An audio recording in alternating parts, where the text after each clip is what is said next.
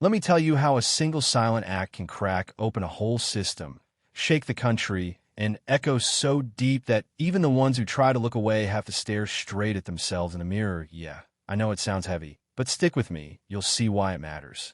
You ever walk into a courtroom and just know the place was never built for you? That's the scent Marcus Elijah Colton stepped into that day. All polished wood and legal ink, but underneath it was this stale, recycled air of you don't belong here.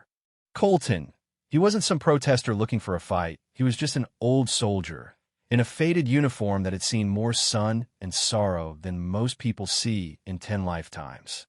The kind of uniform that says, I earned this, even if nobody's clapping.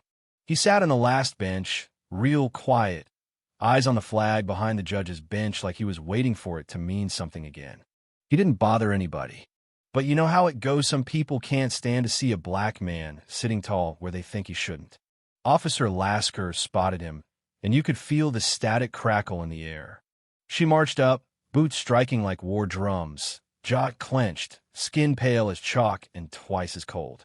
She yanked his nameplate right off his chest, Colton MMC, and tossed it to the floor like it was trash. Nobody in that room moved a muscle.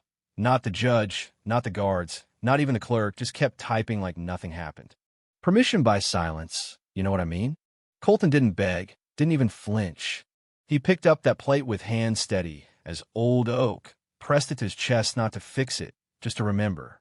And then Lasker, filled with that twisted power, kicked him right in the shoulder, sent him sprawling to the marble, head slamming so hard the whole room froze. Blood streamed down his face, but he looked straight ahead, not at her, not at the red stain on the floor, just ahead, past the flag, like he could see something nobody else dared to. She sneered, "You think this place is for you?" But Colton stood up, slow, spine like a steel cable, and met her stare with a look that was quiet as thunder. He didn't have to say a word. Sometimes that's louder than a sermon. The judge didn't call order. The bailiff didn't move. Lasker threatened to drag him out herself. And that's when Colton finally spoke, voice soft, almost playful. "I've seen worse boots." The whole room twitched, even a Marine juror looked up. The moment passed, court rolled on, but everyone felt it. Colton wasn't supposed to be there, not by their rules, but there he was, blood-drying, dignity intact, sitting in the back like a living rebuke. After the judge called a break, Lasker snapped cuffs on him, shoved him out to the hall, slammed his face into the brick wall so hard you could hear it ring. A high school kid started filming, hands shaking, but nobody stepped in. Lasker spat. "You people always want a stage," grinding her knee in his back, letting everyone in that hallway know exactly where she thought he belonged. Blood ran down Colton's collar, soaking into the old jacket, and she hissed, "You play victim like it's a damn role." But that was her mistake, thinking she could own the story. Colton turned his head, locked eyes with the kid's camera, and with a voice cut from granite, told him, "Make sure you get this. I'm not suing. I am proven. That's it. No drama. Just proof." And right then, you could see Lasker's certainty crack, just a flicker, but enough. She pressed harder, but her words, "No one's going to care," rang hollow, because the truth was already leaking through the seams. By the time the hallway filled with other officers, the damage was done, the story was out. Colton didn't fight. He didn't curse. He stood, bruised and bloody, but steady. He pulled out his battered phone, dialed a number nobody else would dare, and said, "I need a trial back." Honor fell down the stairs. "Someone's got to bring it back up." The voice on the other end? "Brigadier General Knight. Yeah, the real deal." Suddenly, Lasker's tough guy act shriveled. Colton just looked at her, calm as Sunday, and said, "Not everyone calling the Pentagon needs to introduce themselves." You could have heard a pin drop. That was the moment power shifted, not with a yell, but with a whisper. Outside, the courthouse rumbled. Helicopters overhead. Black SUVs rolling in.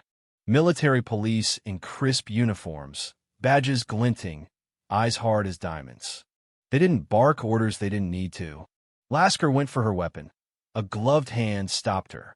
Another handed Colton a key. But Colton didn't need it. He picked his own cuffs with a hidden tool, dusted off his collar, stood tall, and said, "Soldiers who've seen war, don't carry keys for themselves. They carry them to unlock whoever got it wrong. Lasker? She shrank so small, she disappeared. Reporters caught the whole scene. Colton unshackled, the cops pushed aside, the old soldier walking free. Online, it spread like fire. The general stands hashtag everywhere. Not rage, just awe. You'd think the story ended there, but that's not how change works. The silence Colton left behind became a storm. The video played in classrooms, nursing homes, churches.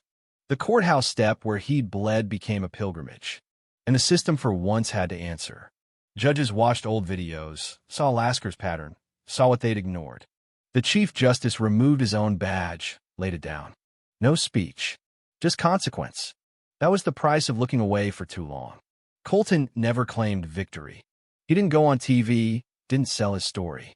Instead, he sent his medals back with a note. Justice is too scared to speak. I have no use for its praise. He visited cemeteries, carved forgotten names into unmarked stones, not for glory, for memory. Veterans started doing the same. He stood for the fallen, became the silent oath of a generation tired of empty gestures. Bloodstones carve rods, stories left on graves, a movement born not of noise, but of necessary rebellion. Even Congress felt it. They called Colton to testify. He refused to sit.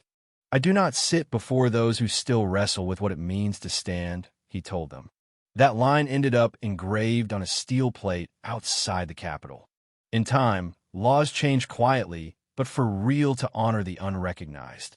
Not perfect, but proof that one man's silence can outlast 1,000 speeches. And still, Colton didn't stop. He walked into town one last time, carrying a folded flag, Lamont's flag, the one never given to the family of the soldier broken by the system. He laid on the courthouse step, saluted, and walked away.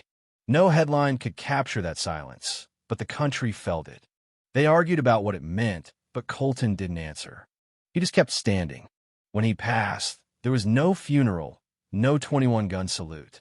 But across the country, flags dipped, soldiers stood, stadiums went silent. Because when you stand long enough for the right thing, you make others remember how. Maybe that's all justice ever was. Not a verdict, not applause, but the space between the noise where you hear history breathe. So, now I gotta ask, and this isn't just for the cameras, when someone stands like that, when they refuse to sit down so the rest of us remember what matters, whose job is it to keep that silence from turning into another forgotten story? Where does honor go when the system sits back down? Share your thoughts. Maybe it's time we all took a stand, even if it's just in the quiet.